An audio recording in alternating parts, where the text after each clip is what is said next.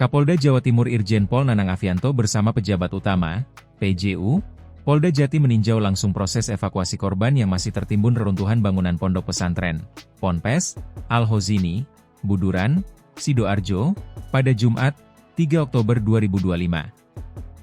Dalam keterangannya, Kapolda Jatim menyebutkan bahwa hingga saat ini di Posko Disaster Victim Identification, DVI, RS Bayangkara Surabaya, sudah ada 5 jenazah yang berhasil diidentifikasi.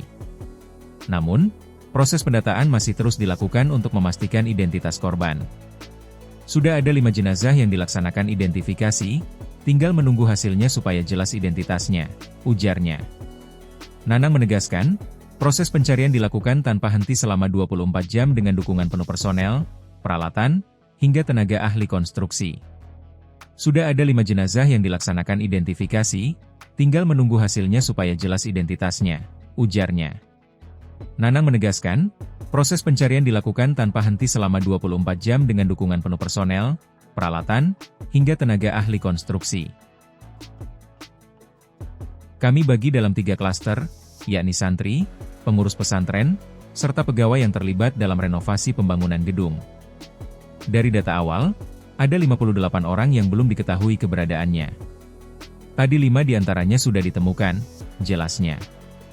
Untuk memastikan keamanan, Polda Jatim juga melibatkan ahli konstruksi dari Institut Teknologi 10 November, ITS, serta Kementerian PUPR. Hal ini diperlukan agar evakuasi dilakukan secara hati-hati, mengingat kondisi bangunan yang rawan runtuh.